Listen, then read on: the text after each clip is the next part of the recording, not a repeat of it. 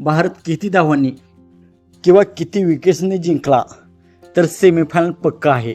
याचे संपूर्ण समीकरण भारताला किती रन्सने जिंकावे लागेल आणि किती विकेट्सने जिंकावे लागेल तर भारताची टीम सेमीफायनलमध्ये जाईल हे आपण या व्हिडिओमध्ये जाणून घेणार आहोत। तर मित्रांनो, मी आहे सोमनाथ सरगर, आपण पाहत आहात क्रिकेट मराठी। तर मित्रांनो, भारताने मागच्या सामन्यामध्ये बांगलादेशचा पराभव केला आणि त्यांच्या सेमीफायनलच्या आशा अजून जिवंत ठेवलेल्या आहेत। ग्रुप बी मधून सध्या ऑस्ट्रेलिया पहिल्या क्रमांकावरती आहे।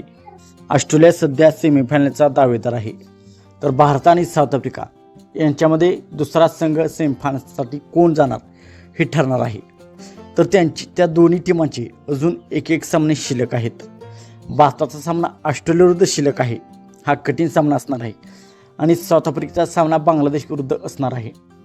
जर भारताला सेमीफायनलमध्ये जायचे असेल तर ऑस्ट्रेलिया विरुद्ध त्यांना प्रथमतः सामना जिंकावा लागणार आहे आणि त्यांना हे पाहावे लागणार आहे की भारत आणि ऑस्ट्रेलिया यांच्या सामन्याच्या अगोदरच साऊथ आफ्रिका आणि बांगलादेश यांच्यामध्ये सामना होणार आहे। त्या सामन्यावर भारताला लक्ष ठेवावे लागणार आहे। त्या सामन्यामध्ये साऊथ आफ्रिका पराभूत होते की जिंकते आणि साऊथ आफ्रिका बांगलादेश विरुद्ध किती रन्सने जिंकते आणि किती बॉल राखून जिंकते यावर नेट रन रेट अवलंबून राहणार आहे। जर साऊथ आफ्रिका भारताच्या नेट रन रेटच्या पुढे गेले तर भारताला सामना मोठ्या फरकाने जिंकावा लागेल।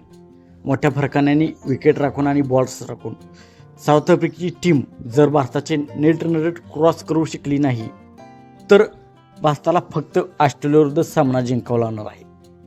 मित्रांनो, थोडक्यात भारतासाठी हा सामना जिंकायचा आहे, कारण भारताचे नेट रन रेट हे साऊथ आफ्रिकेच्या आता खूप पुढे आहे भारताची टीम। तर किती विकेट्स किती रन्सनी न जिंकता फक्त सामना भारताला जिंकायचा आहे आणि साऊथ आफ्रिका आणि बांगलादेश या सामन्यावर देखील भारताला लक्ष ठेवायचे आहे।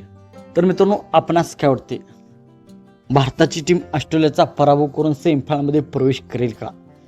आपणास काय वाटते आपण कमेंट सेक्शनमध्ये सांगा। मित्रांनो, आपण चॅनलवरती नवीन असाल तर आमचा यूट्यूब चॅनल सबस्क्राईब करा।